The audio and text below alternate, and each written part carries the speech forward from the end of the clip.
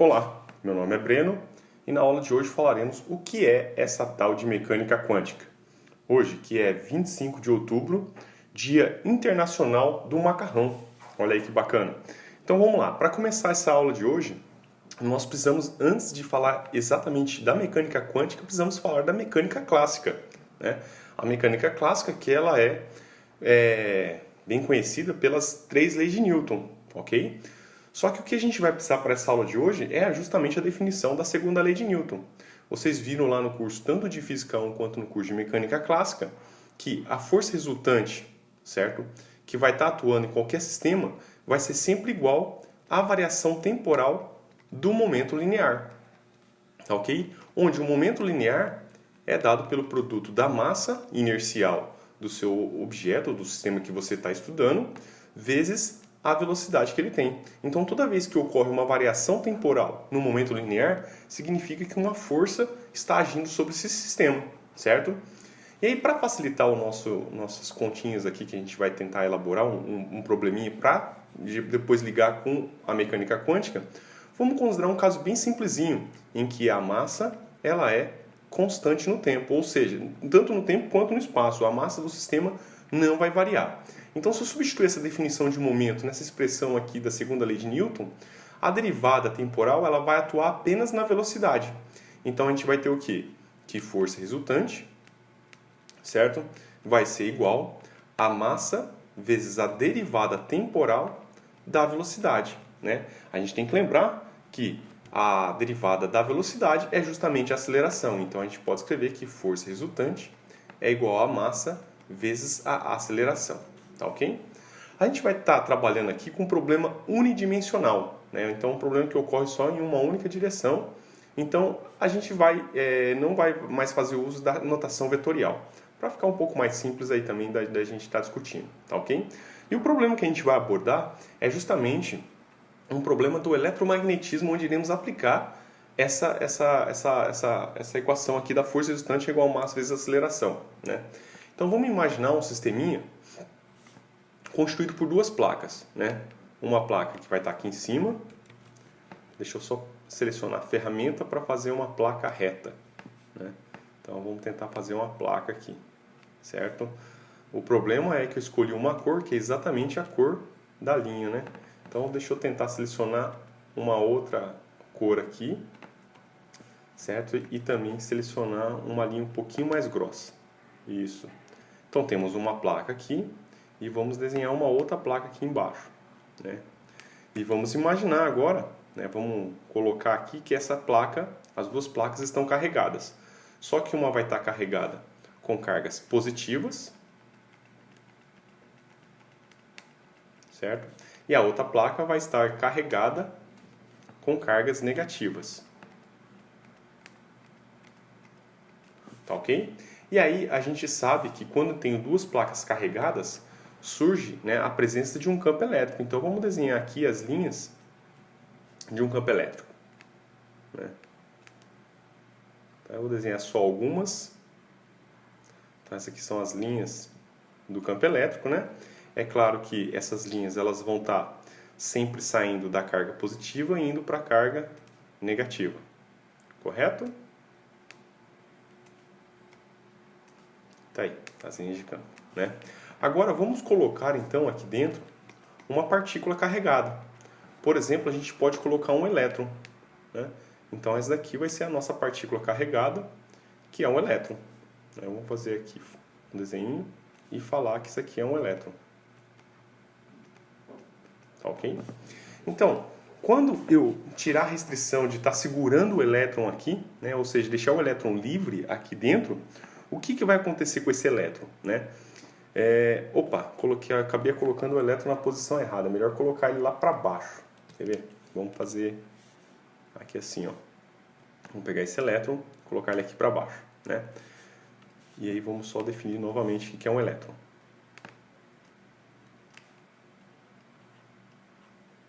Então, quando eu deixar esse elétron aqui livre, o que vai acontecer, né? Vai existir uma força que vai estar empurrando o elétron para cima, certo? Então, nesse caso aqui, Quanto vale essa força? Bom, vocês aprenderam lá no curso de Física 3 e também no curso de Eletromagnetismo que essa força que vai estar empurrando o elétron para cima, certo? Ela é simplesmente, né, a carga elementar do elétron, que vale E, certo? Vezes o campo elétrico, nesse caso, né? Se quiser usar a notação vetorial, pode usar, porque a força vai estar sempre na direção do campo, tá ok? É claro que daí, quando usando a notação vetorial, vai ter que colocar um sinalzinho de menos aqui para indicar que a força está no sentido contrário, né? Porque o elétron, o campo está para baixo, o elétron vai estar sentindo uma força para cima. Por isso que a gente daí vai ter o sinal contrário aqui, tá ok? Mas como a gente está trabalhando só com o módulo dessa força, o que interessa para a gente é só quanto vale essa força, tá? Então, se a gente já sabe isso daqui, agora a gente pode pegar essa força e substituir na definição da força resultante, porque a gente sabe que a única força que vai estar atuando aqui é a força elétrica. É claro que também poderia pensar que também tem a força gravitacional que está puxando o elétron para baixo, né? Mas vamos desconsiderar essa força, tá? Vamos desconsiderar completamente qualquer atrito ou força gravitacional que possa sentir esse elétron aqui para facilitar nossas contas. Daí a gente só tem uma força, tendo só uma força, essa força é a força resultante, que é justamente o campo elétrico vezes a carga elementar desse elétron aqui, né? Então, só para ficar claro, vamos colocar aqui, esse é o campo, né? O campo elétrico, certo? Que é justamente esse campo aqui, tá? E aqui nós temos, né, a carga elementar do elétron. Ok? Bom, então substituindo essa força aqui, a gente vai chegar na seguinte expressão, né? Ó, nós vamos chegar aqui, carga, né, elementar do elétron vezes o campo, isso tem que ser igual a massa vezes a derivada da velocidade em relação ao tempo. Novamente, né, eu vou desconsiderar aqui a notação vetorial, vamos considerar só um módulo, porque é um problema em uma única direção, né, em uma única dimensão. Então, nesse caso aqui, nós encontramos a seguinte equação, dv dt é igual a E sobre a massa, né, a razão carga-massa, que é um experimento que vocês fazem no laboratório de Moderna, e vezes o campo, isso daqui é igual à variação da velocidade do elétron em relação ao tempo, né? Então, o que a gente pode fazer agora? A gente pode simplesmente tentar resolver essa equação. O que significa tentar resolver essa equação? Essa é uma equação diferencial. O que isso significa? Significa que nós estamos procurando qual é a função v, que quando substituída aqui e derivada uma vez, ela fica igual a esse termo aqui, tá?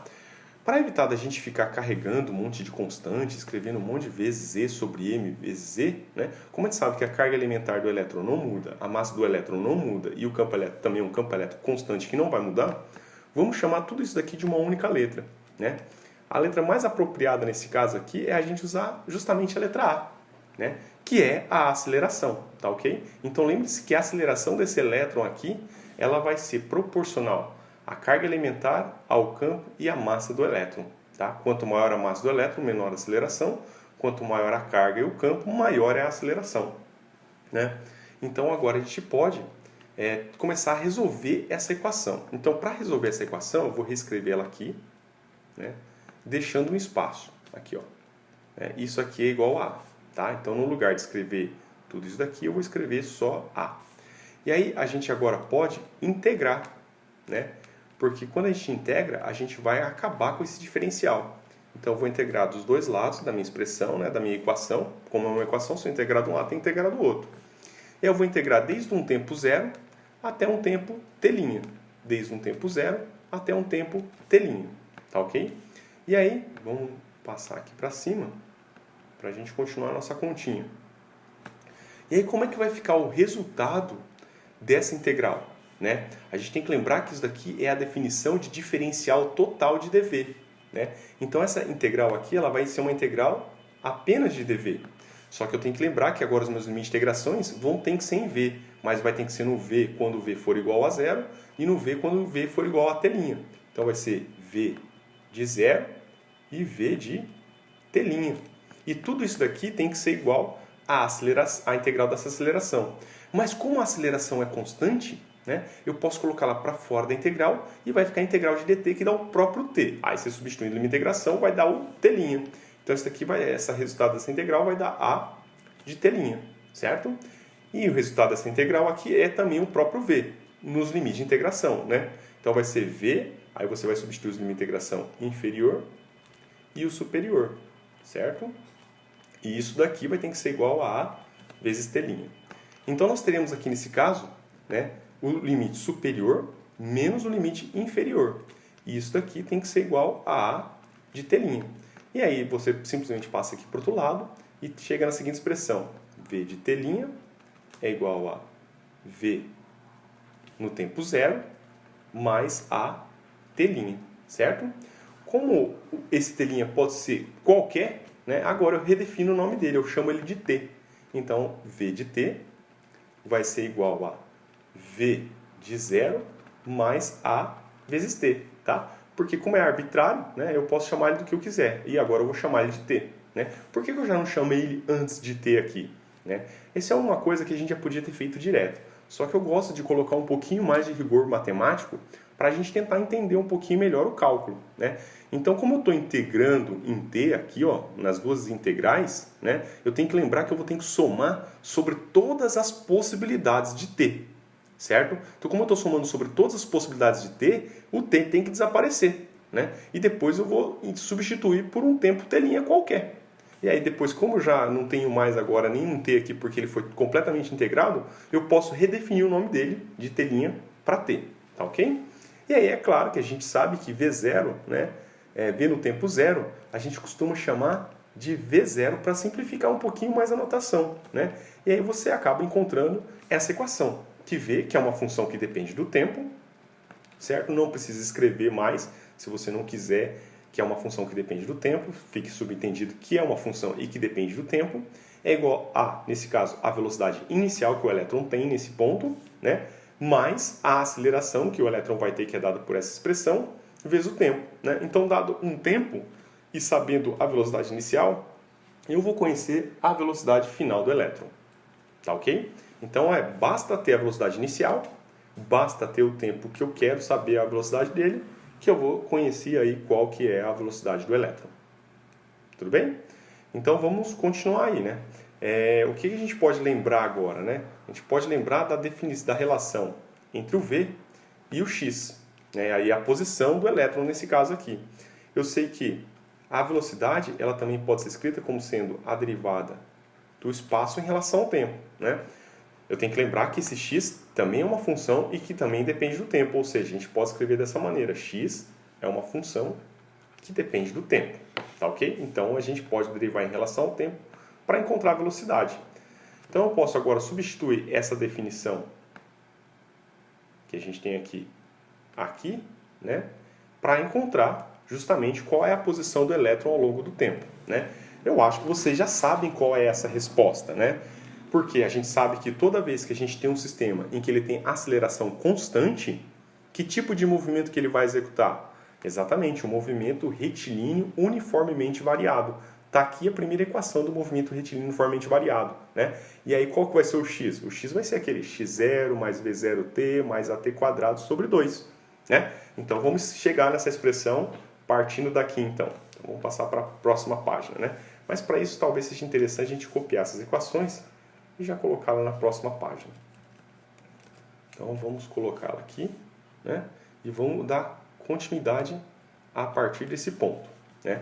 Então a gente sabe nesse caso aqui que, né, vai ser V0 mais A vezes T. Isso aqui é igual à derivada temporal da posição, certo? Ou a gente pode agora simplesmente inverter isso aqui escrevendo dessa maneira. É igual a V0 mais A vezes T.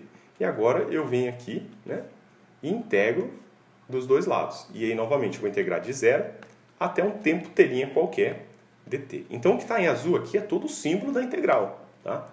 E aí, aqui vai ser a integral de 0 até t' e dt. Então, quanto é que dá essa integral? Né? Essa integral aqui, ela é exatamente o diferencial total de dx. Então, vai dar 0 não. Vai ser dx. Então, como eu mudei agora para x, né, eu vou integrar desde um x no tempo zero até x num tempo t'. Ok? E isso vai ter que ser igual a essa integral. V0 e A são constantes, então aqui vai ficar uma integral de V0t, substituindo os limites de 0 até t', mais, né, o A é constante, vai para fora da integral e fica a integral de t. A integral de t, né, vai ser 1 sobre 2at ao quadrado, nos limites de 0 até t'. Tá ok? Então, ó, se vocês tiverem dúvidas sobre como resolver essa integral aqui, postem lá as dúvidas, não deixem de perguntar, porque a gente não pode sair dessa disciplina aqui com nenhuma dúvida, certo? Então, sempre fiquem à vontade lá para estar postando qualquer tipo de dúvida, tá ok? E se quiser alguma dúvida que você não tenha vergonha de perguntar lá, vocês podem mandar essa dúvida para mim por e-mail, que eu daí também tento responder por e-mail, né? Para quem não sabe, o meu e-mail é breno@dfi.uen.br, tá? Fiquem à vontade aí para estar mandando e-mail com dúvidas. E se puder, claro, sempre poste lá no Moodle, porque a sua dúvida também pode ser a dúvida de outra pessoa, né? E aí a gente sempre conversando, perguntando, aí sempre vai esclarecer essas dúvidas. Então, teve dúvida nessa integral? Pergunte, tá ok? Eu tentei resolver ela aqui um pouquinho, sem fazer um passo a passo, né? Mas se tiver dúvida, vocês perguntem. E aí depois, como é que fica o resultado dessa integral aqui, né? Vai ficar o x nos limites de integração, o superior menos o inferior. Então vai ser x de t' menos x no tempo zero. Isso aqui é igual a V0t', certo? Substituindo o limite superior menos o inferior é zero, então não conta, né? Mais meio de at ao quadrado, t' ao quadrado, né? Que isso também substitui o limite superior menos o inferior, né? O superior menos o inferior é zero, então dá zero aqui, né? E é claro que esse x0 eu também posso redefinir ele, né? Chamar ele como x0, desse jeito, né? X no tempo zero, podemos chamar de x0, que é a posição inicial do elétron ali naquele sistema, né? Então, é a posição inicial dele aqui, tá ok? Então, aí, finalmente, a gente chega à seguinte conclusão, né? Que x no tempo t, tá? Como eu já integrei agora, não tem mais nenhum t, eu posso redefinir esse t' como t novamente. Isso daqui vai ser igual a x0 mais v0t mais meio de at ao quadrado, tá ok? E aí a gente tem mais aquela outra equação que a gente achou aqui, que é essa daqui, né? Que eu vou escrever ela aqui embaixo também. V de t é igual a V0 mais A vezes t, tá ok? E aí, essas duas equações, o que elas significam aqui? Elas significam o seguinte: preste bem atenção que esse é o detalhe importante para a gente entender mecânica quântica. Tá vendo que o exemplo é muito simples, né? E com isso daqui já é possível a gente entender muito sobre mecânica quântica. É o seguinte, olha lá, o nosso objetivo aqui é, dado uma força, certo? Que é justamente nesse caso aqui, a gente está considerando apenas a força elétrica. Usando a segunda lei de Newton, nós queremos encontrar um conjunto de equações que nos forneça o quê? Duas informações, a posição e a velocidade da partícula em função do tempo, né? O que eu quero dizer com isso, né? Dado um tempo t, um tempo qualquer t, certo? Eu vou saber de informar aonde a partícula vai estar. Mas para eu fazer isso daí, o que eu preciso ter de informação? Eu preciso saber qual é a força que está agindo no sistema e eu preciso de outras duas informações muito importantes, que é a posição inicial e a velocidade inicial.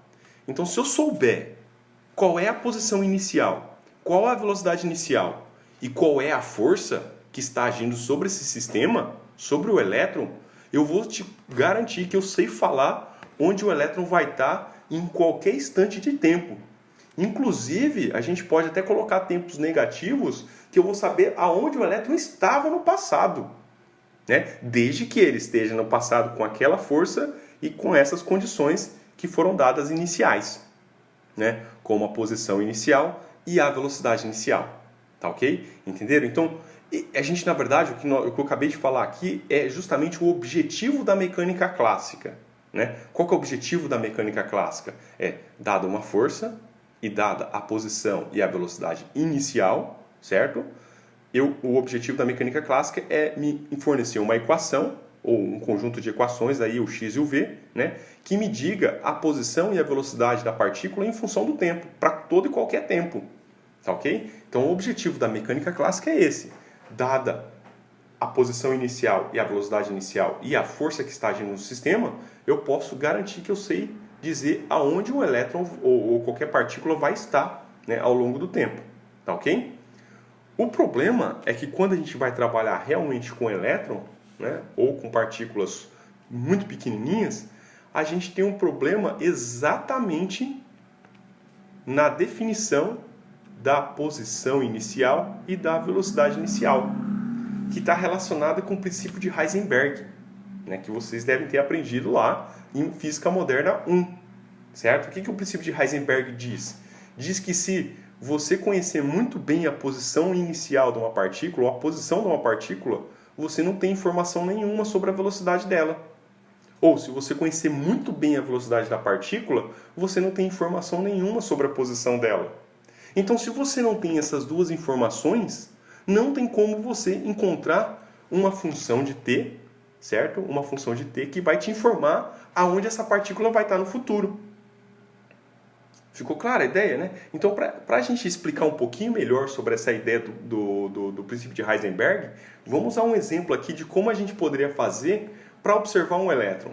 E aí a gente vai ver que o fato de a gente observar um elétron, né, já nos coloca em xeque o fato de a gente conseguir achar a posição e a velocidade no mesmo instante de tempo, né? Ou seja, no mesmo instante de tempo, que é o instante inicial, eu precisaria saber qual é a posição e a velocidade inicial. E a gente vai ver que o princípio de Heisenberg, né, não permite saber essas duas informações simultaneamente. Então, se eu não sei essas duas informações simultaneamente, eu não sei a posição do elétron em função do tempo.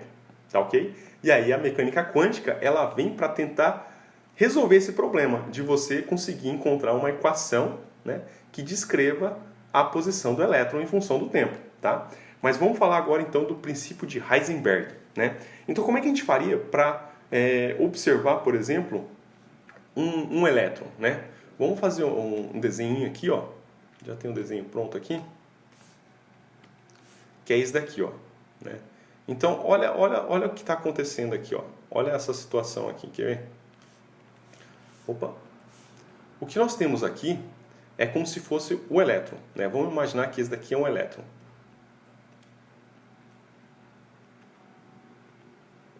Aí a gente tem um fóton, certo?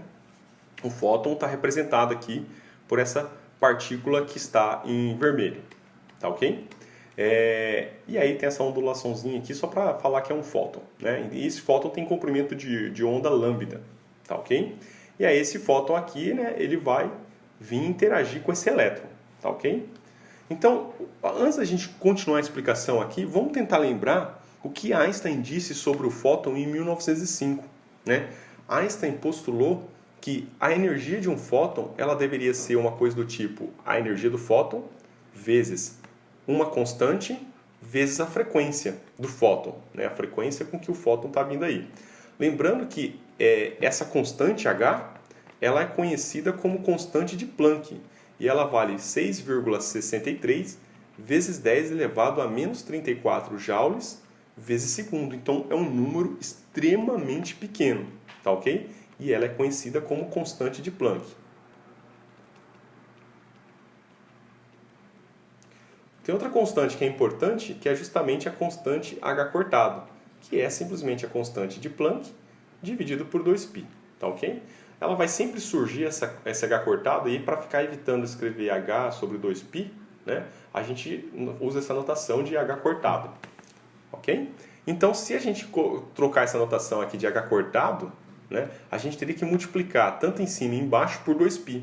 Se eu multiplicar essa expressão que está aqui em cima e embaixo por 2π, né, eu vou ter 2π aqui, vou ter 2π aqui, e vai ser HF, né? Então, esse H sobre 2π é justamente quem? A constante de Planck, né, dividido por 2π, que é o H cortado. E esse 2π vezes F é o que a gente chama na física de frequência angular, tá? Então, a gente pode reescrever essa expressão como sendo a energia é igual a H cortado ômega, tá? onde ômega, né, nesse caso aqui, é igual a 2πf e é conhecido como frequência angular.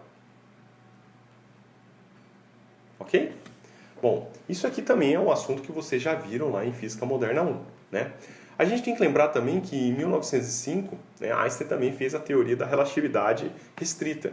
E lá ele disse que a energia de um fóton, né, e a relação entre energia e momento de um fóton é algo do tipo E é igual a P vezes C, tá ok? Onde P é o momento do fóton. Então, se eu substituir essa definição aqui de HF justamente aqui na energia, então a gente vai ter a seguinte relação. HF é igual a P vezes C, onde C é a velocidade da luz.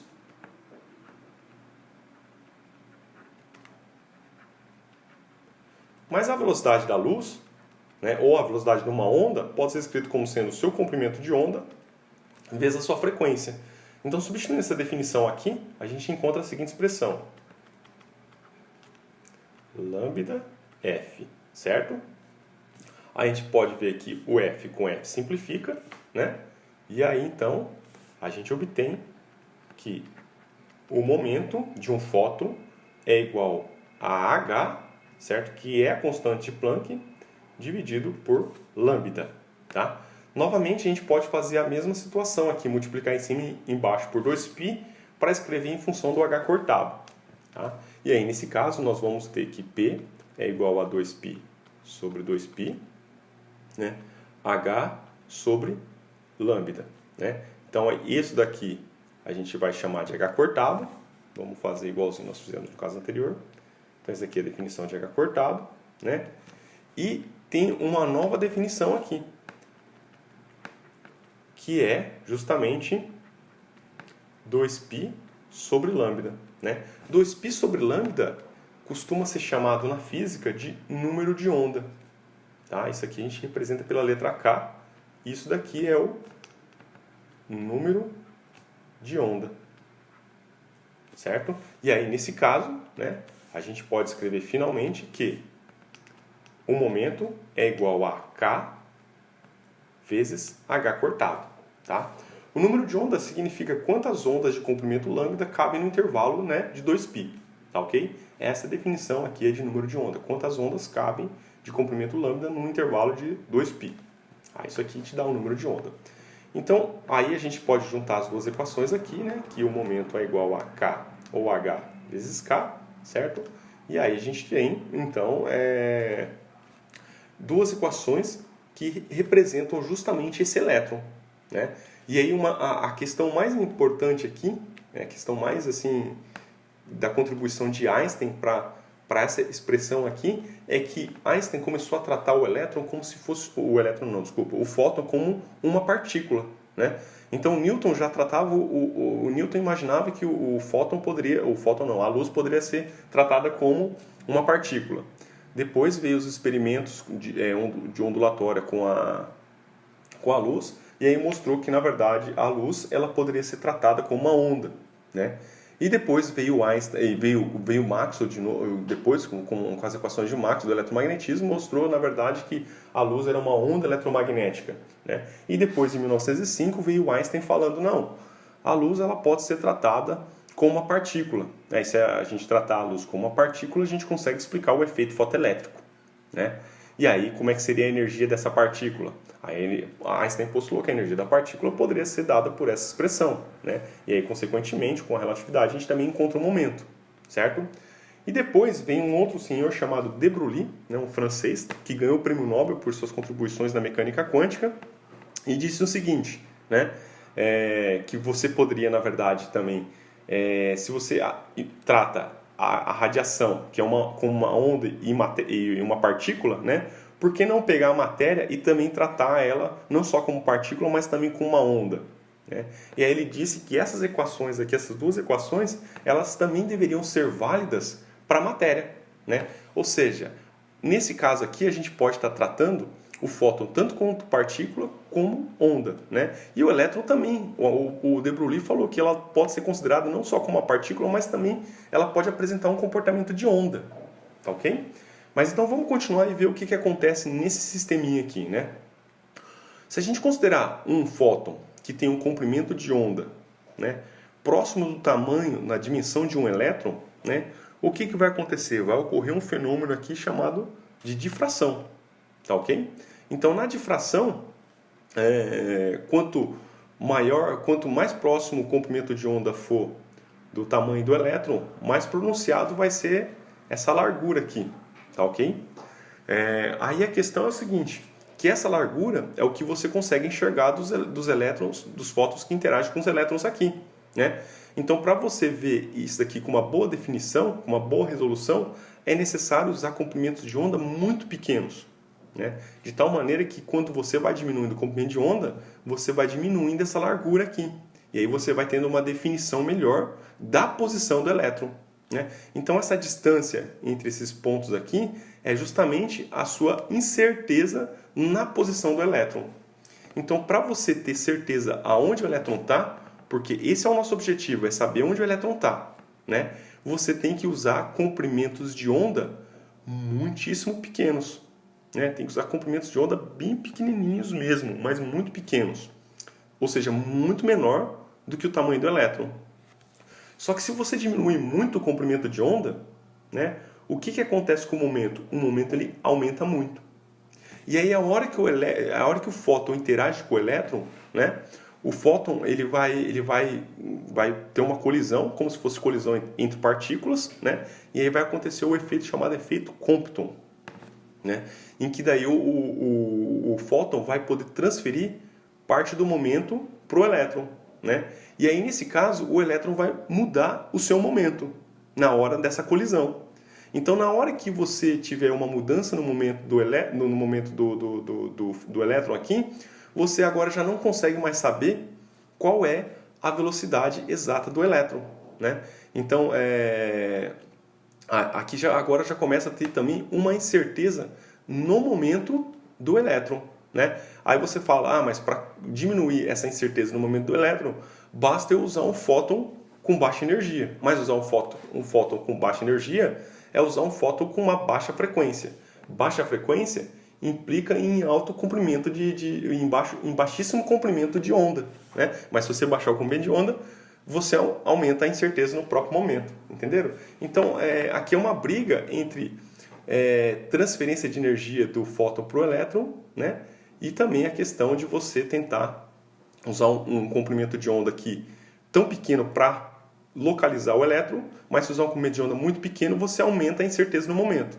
Então, para não aumentar a incerteza no momento, você tem que usar um comprimento de onda grande. Mas usar um comprimento de onda grande significa que você perde a certeza na posição, né? Então, você fica nessa briga aqui entre ou melhora a resolução no X ou melhora a resolução no momento, né? Mas as duas coisas é impossível de obter no mesmo instante, tá? Então, dessa forma, se eu não tenho o momento e nem a posição, eu não consigo usar essa expressão para descrever a posição desse elétron nesse sisteminha bem simples, tá ok? E aí o Heisenberg postulou, né, que ΔX vezes ΔP, que é justamente a incerteza na posição do elétron e a incerteza na posição, no momento do elétron, certo? Isso aqui tem que ser sempre maior do que H cortado sobre 2, tá? Então isso aqui é sempre maior do que H cortado sobre 2. Como H é uma constante, é um número muito pequenininho, né? Então a gente vê que esses fenômenos aqui na incerteza da posição e do momento só valem também para partículas muito pequenas, tá? É por isso que a gente não tem problema em medir a posição e a velocidade no instante quando você tem um corpo macroscópico, né? Porque daí você consegue, com a sua precisão, né? Ela sempre vai ser muito maior do que isso e você, então, não tem problemas de problemas quânticos de achar posição e velocidade em objetos macroscópicos, apenas em objetos microscópicos, o tamanho do elétron, o tamanho do seu objeto físico aqui, ele seja muito pequeno, da ordem aí da ordem de nanômetros ou angstroms, certo? Então, dessa ordem que você vai começar a revelar aí os efeitos quânticos, tá ok?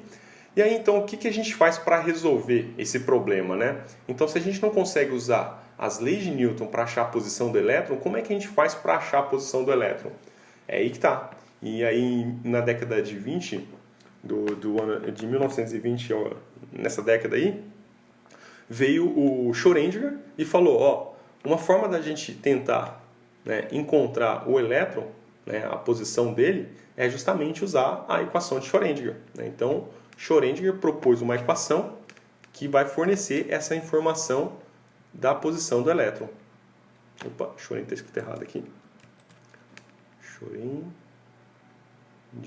né? Onde a equação de Schrödinger, né, ela é menos h cortado ao quadrado sobre 2m, onde esse m é a massa, no caso, se for descrever o elétron, é a massa do elétron, né?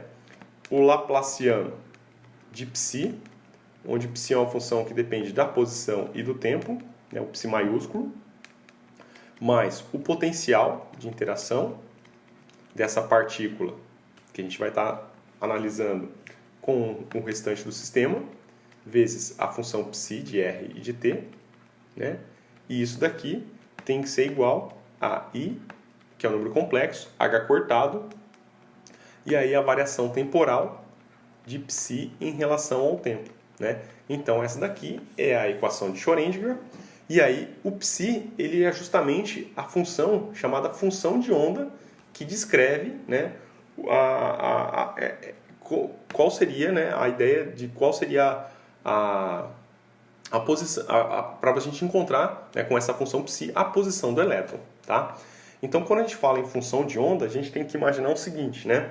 Quando a gente fala em onda eletromagnética, nós temos aí a variação do campo elétrico do campo magnético, né? Então, tem uma vibração do campo eletromagnético e isso a gente caracteriza como uma onda eletromagnética. Quando a gente tem uma onda do mar, a gente tem lá uma ondulação da água, né? Mas o que seria essa onda de matéria, essa onda do elétron, né?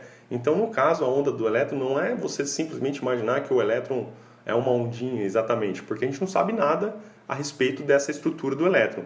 Mas o que a gente pode tentar interpretar como onda, na verdade, é a probabilidade, né, o que flutua, o que varia nessa onda é a probabilidade de você encontrar o elétron. Então, essa função psi, né, se você pegar a função psi, o complexo conjugado dela, porque é uma função complexa, vezes a função psi, né, vezes um espacinho bem pequenininho aqui, né, um dxzinho, certo? Um delta x aqui, isso aqui te fornece justamente a probabilidade de você encontrar o elétron entre x e a posição x mais dx. De encontrar. Ou eu falei elétron, mas pode ser uma partícula.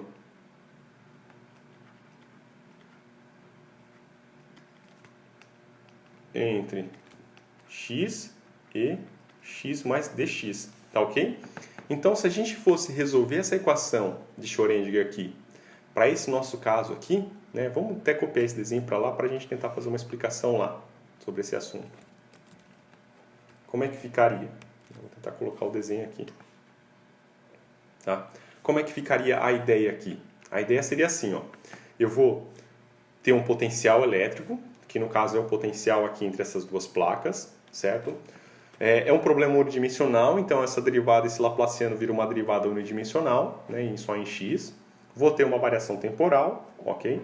E aí o que eu preciso fazer é encontrar qual é o psi, qual é a função de onda, que satisfaz essa equação diferencial. Então eu tenho que resolver essa equação diferencial.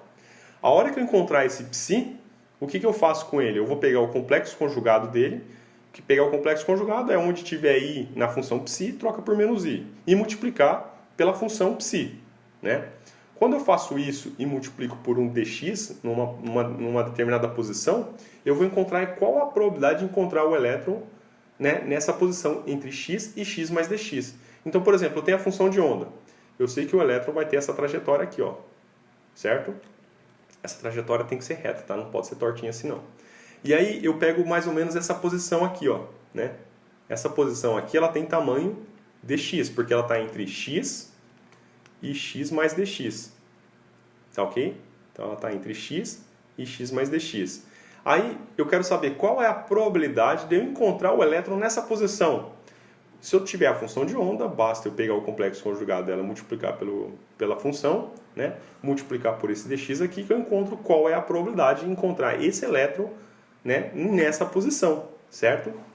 Então, o que a gente agora tem aqui, na verdade, não é mais a posição exata do elétron como nós gostaríamos de ter usando a mecânica newtoniana. Mas o que nós vamos encontrar resolvendo a equação de Schrödinger é justamente qual é a probabilidade de encontrar o elétron numa determinada posição.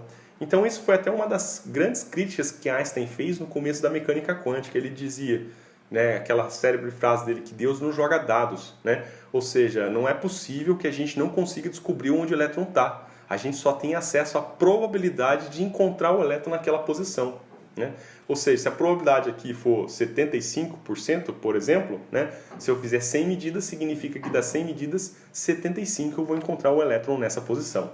Tá ok? Então, esse daqui é o resumo, né, bem rapidinho aí, já, na verdade não foi tão rápido, né, que a aula já tem 40 minutos, né, do que seria exatamente a ideia do que é mecânica quântica.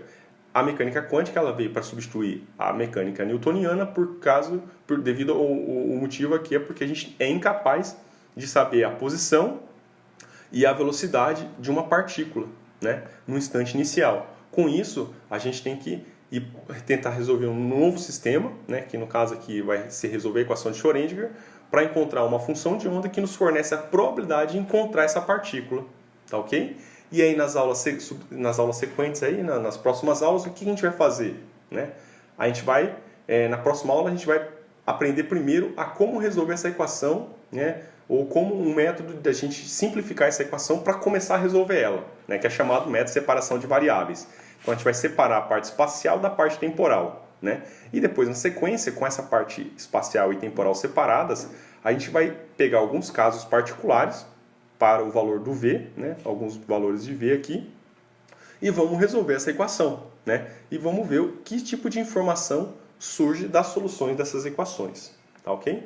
Então espero que vocês tenham gostado dessa aula, né? E qualquer dúvida, não deixem de postar as dúvidas no Moodle ou podem mandar aí para o meu e-mail, tá ok? Então muitíssimo obrigado pela atenção de vocês, até a próxima aula.